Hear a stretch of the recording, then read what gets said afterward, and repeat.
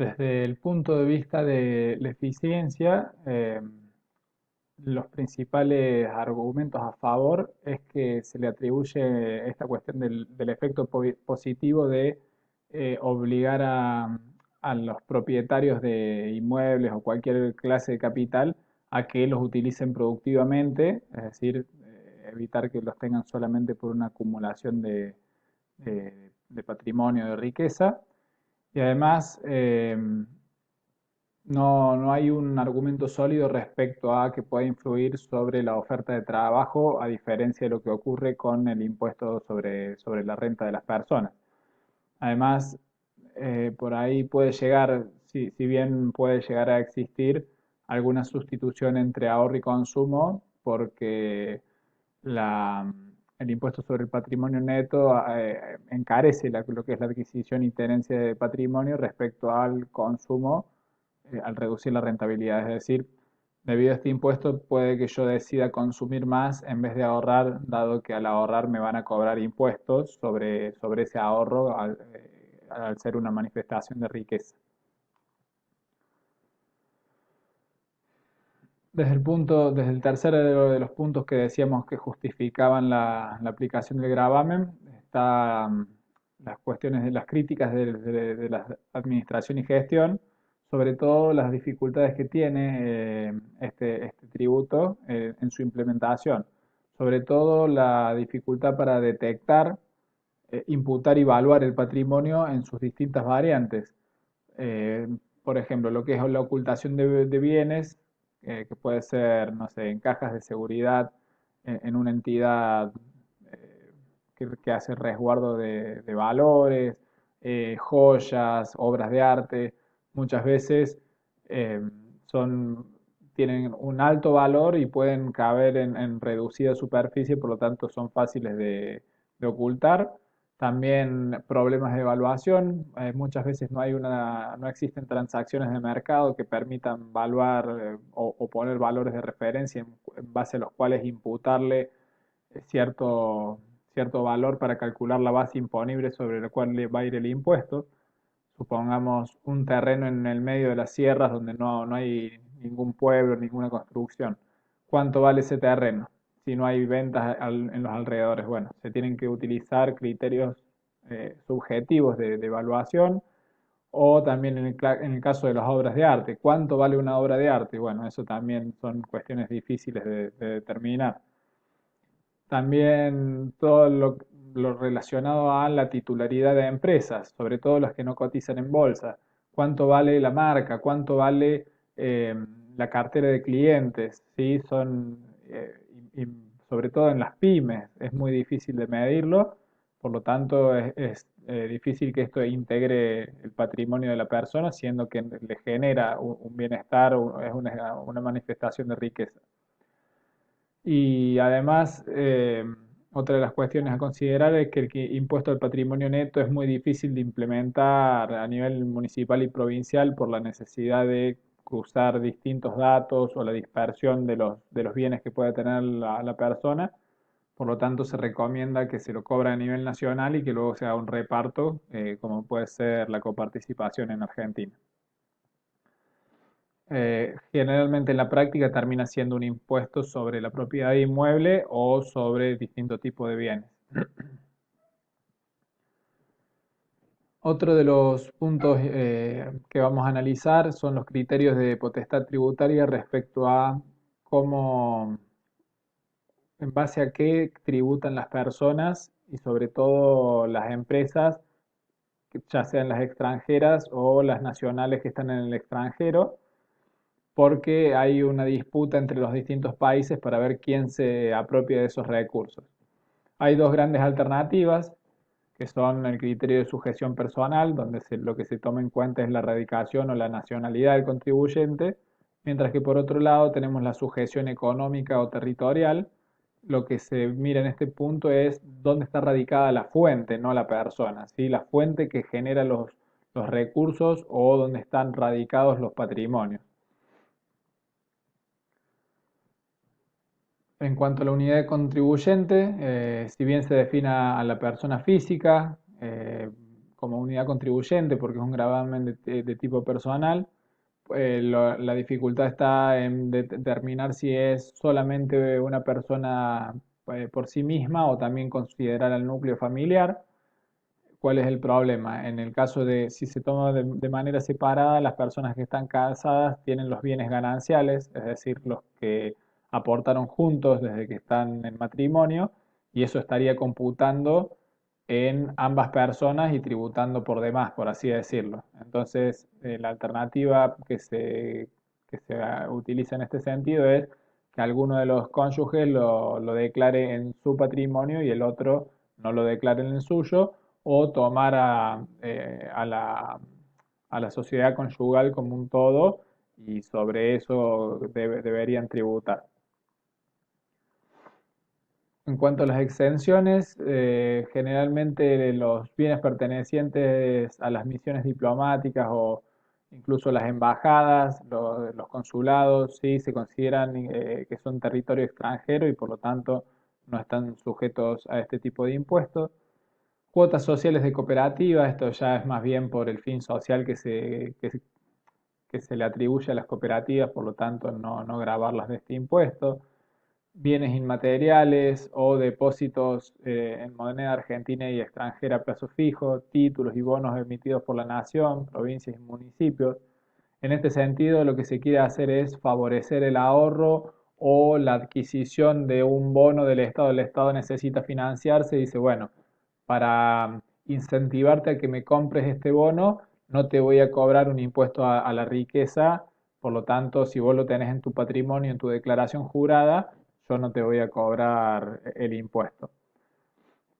Por otro lado, tenemos deducciones, que son, por ejemplo, los mínimos no imponibles para evitar que personas que tienen menos de cierta cantidad de patrimonio tengan que estar pagando y de esa manera se logra excluir una gran cantidad de contribuyentes que en términos de lo que aportan a la recaudación es poco significativo, lo que hace disminuir el costo de administración y fiscalización para el Estado y además atiende a principios de equidad vertical. Y generalmente se pueden aplicar, bueno, alícuotas proporcionales o progresivas. Generalmente se recomienda que no superen el 3% porque cuando digamos, la progresividad es mayor, empieza a haber estímulos para subdividir artificialmente el patrimonio entre los familiares o lo que se le dice los testaferros para, eludir el impuesto y eso generalmente termina con una caída de la recaudación y también una inequidad en el sistema tributario respecto a los que pagan los impuestos según dice la ley. Por ejemplo, una persona que tiene 3 hijos, en vez de tener todo el patrimonio sobre sí mismo, cuando compra un auto se lo pone en nombre del hijo, cuando compra una casa se la pone en nombre del otro hijo y así, de esa manera, subdivide el patrimonio para evitar pagar una alícuota mayor. Respecto a la posibilidad de traslación, que es esto que decíamos en el impuesto a la renta, la movilidad de los capitales, cuando vos grabás una empresa o una actividad de una persona, puede irse hacia otro país, es decir, si vos grabás, por ejemplo, el impuesto a la renta financiera, rápidamente ese inversor puede abrir una cuenta en otro país e irse y cobrar rendimientos en otro lado sin que le cobren impuestos. En el caso de los impuestos sobre la riqueza, son más difíciles de trasladar, sobre todo los relacionados a los bienes inmuebles. Eh, Luego, eh, el tributo por lo general es más difícil de que se traslade eh, a otra unidad contribuyente, es decir, es un impuesto que impacta sobre el sujeto pasivo y es difícil que la empresa, por ejemplo, lo traslade al consumidor final, si bien puede haber algunos mercados en particular que si funcionan de cierta manera, lo termina pagando el consumidor final, como puede ser en el caso de ciertos inmuebles alquilados, donde finalmente lo paga el inquilino. Eh,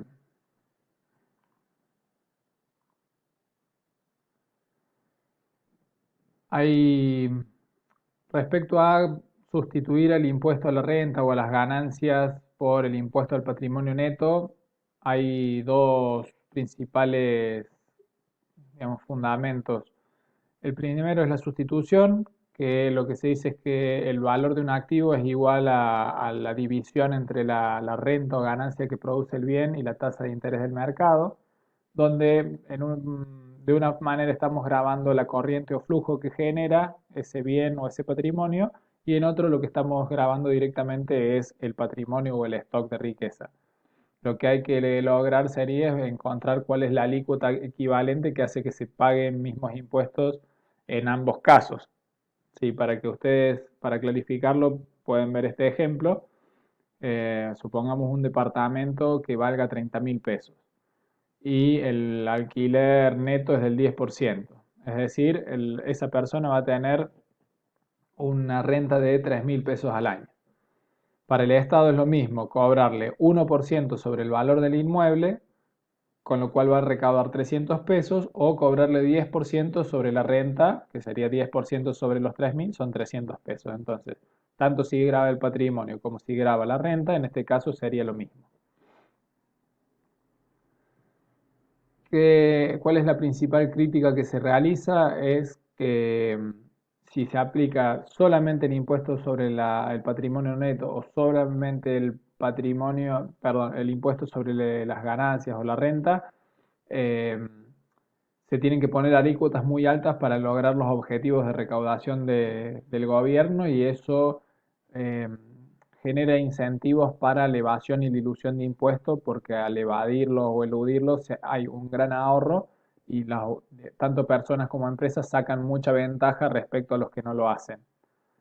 Y también que la idea de formar la formación del valor es muy abstracta, y no puede que no suceda en todos los mercados, porque no todos capitalizan a la misma tasa, o otros factores que hacen que la tasa de ganancia no sea igual, como en el caso de los mercados oligopólicos o monopólicos, la cuestión de la seguridad de las inversiones, los riesgos. Es decir, en muchos casos, que vos estés ganando los 300 pesos del ejemplo anterior, puede ser que lo hiciste invirtiendo en un capital, en una actividad sumamente riesgosa, mientras que en otro está dando esa tasa de ganancia con un riesgo mucho menor, lo cual no es del todo justo, si se quiere, en cuanto a lo que implica la posibilidad de perder esa inversión.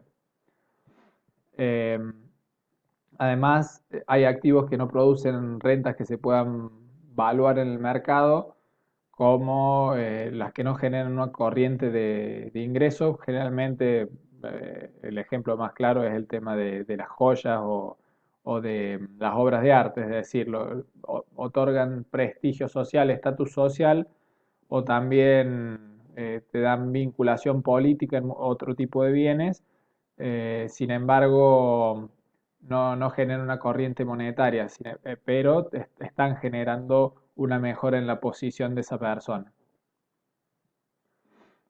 Entonces, eh, lo que se recomienda es utilizar una estructura combinada del impuesto a los patrimonios y también impuesto a las ganancias, como una forma de diversificar el sistema tributario, y permitir captar también distinta información que permita cruzar datos para evitar la ocultación de bienes o de ingresos por parte de las personas.